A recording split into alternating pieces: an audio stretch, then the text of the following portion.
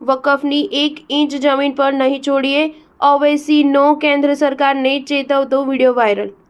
All India મજલિસ એ ઇત્તેહાદુલ મુસ્લિમીનના ચીફ અને હૈદરાબાદના સાંસદ અસદુદ્દીન ઓવૈસીએ 4 ફેબ્રુઆરીના રોજ લોકસભામાં સંયુક્ત સંસદીય સમિતિની બેઠક દરમિયાન વકફ બિલનો સખત વિરોધ કર્યો હતો। ઓવૈસીએ મોદી સરકારને વર્તમાન સ્વરૂપમાં બિલને રજૂ કરવા સામે ચેતવણી આપતા કહ્યું કે તેનાથી દેશમાં સામાજિક અસ્થિરતા ઉત્પન્ન થશે।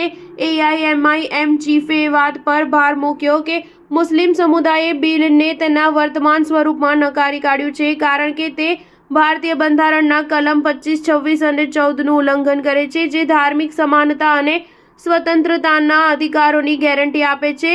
અસદુદ્દીન ઓવૈસીએ લોકસભામાં પોતાના સંબોધન દરમિયાન કહ્યું કે હું આ સરકારને સાવધાન કરી રહ્યો છું અને ચેતવણી આપી રહ્યો છું કે જો તમે વર્તમાન સ્વરૂપમાં વકફ બિલને તેના સંસદમાં લાવશો અને તેને કાયદો બનાવશો તો તેનાથી દેશમાં સામાજિક અસ્થિરતા ઉત્પન્ન થશે। તેને સમગ્ર મુસ્લિમ સમુદાય દ્વારા નકારી કાઢવામાં આવ્યું છે। વકફ બિલનો હાલનો ડ્રાફ્ટ જો કાયદામાં પસાર થશે તો તે કલમ 25, 26 અને 14નું ઉલ્લંઘન થશે। અમે કોઈ વકફ સંપત્તિને છોડીશું નહીં, કંઈ પણ છોડીશું નહીં।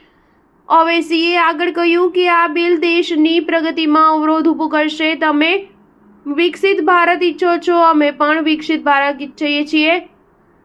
તમે આ દેશને 80 અને 90 દાયકામાં ફરી ધકેલવા માંગો છો। જો આવું કંઈ થશે તો તેની જવાબદારી તમારી રહેશે, કારણ કે એક ગર્વિત ભારતીય મુસ્લિમ તરીકે હું મારી મસ્જિદની 1 ઇંચ જમીન પણ નહીં છોડું, હું મારી દરગાહની 1 ઇંચ જમીન પણ નહીં છોડું, હું આની મંજૂરી નહીં આપું। અમે હવે અહીં આજ દ્વારી વાટાઘાટો નહીં કરીએ। આ એક ગૃહ છે જ્યાં મારે ઊભા થઈને પ્રામાણિકપણે કહેવું છે કે મારા સમુદાયના લોકો ગર્વિત ભારતીય છે। આ મારી સંપત્તિ છે, કોઈએ અમને આપી નથી, તમે અમારી પાસેથી છીનવી ન શકો।